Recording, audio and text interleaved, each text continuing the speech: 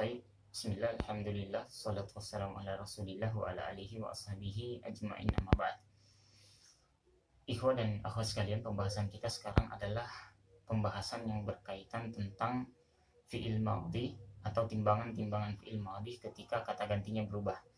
Nah, sebelumnya kita sudah pernah belajar fi'il. Fi'il itu ada fi'il madhi, kata kerja yang lampau, fi'il mudhari atau kata kerja yang sekarang atau akan datang, atau fi'il amr, kata kerja dalam bentuk perintah. Kalau saya mengatakan akala yakulu artinya makan, berarti fi'il madhinya dia telah makan, fi'il mudhari'nya dia sedang makan, dan fi'il amrnya makanlah. Nah, sebelumnya kita juga sudah pernah belajar tentang kata ganti. Huwa huma hum, hiya huma hunna, anta antum antum, anti antum antunna, ana nahnu. Jadi kata ganti huwa dia laki-laki, huma dia dua orang laki-laki, hum mereka laki-laki, hiya dia perempuan. Nah, di dalam kosakata yang selama ini kita hafalkan, di dalam kata kerja yang selama ini kita hafalkan, itu mengandung satu kata ganti, yaitu huwa. Jadi kalau kita pernah menghafal sa'ala yas'alu, tanya bertanya, artinya yang dimaksudkan di situ adalah dia laki-laki. Kalau kita pernah menghafal kata bayak tubuh, artinya menulis, berarti yang menulis di situ adalah dia laki-laki. Nah, sekarang kita ingin bagaimana kalau misalnya kita ingin berbicara yang kita maksudkan adalah dia perempuan, atau yang kita maksudkan kamu laki-laki, maka bukan lagi yang kita gunakan fa'ala, bukan lagi kataba, bukan lagi darosa.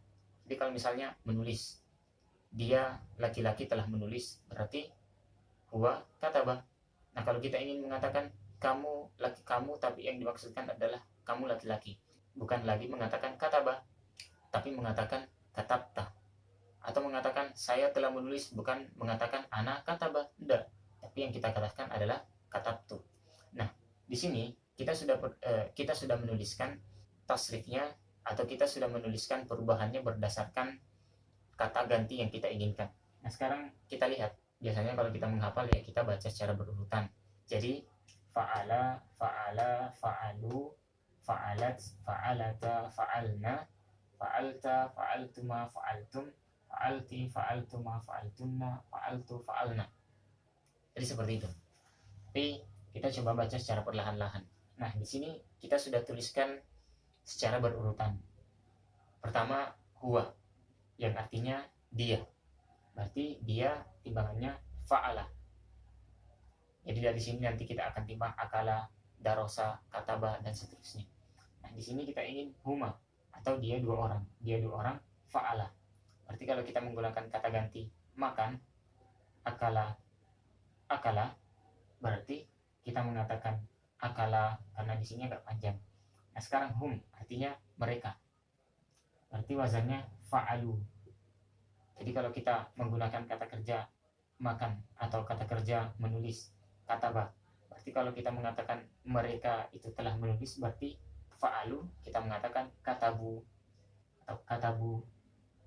Nah, sekarang yang kita maksudkan hiya dia perempuan.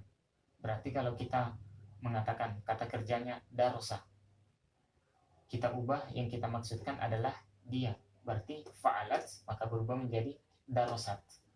Di sini huma dia dua orang, berarti fa'alata.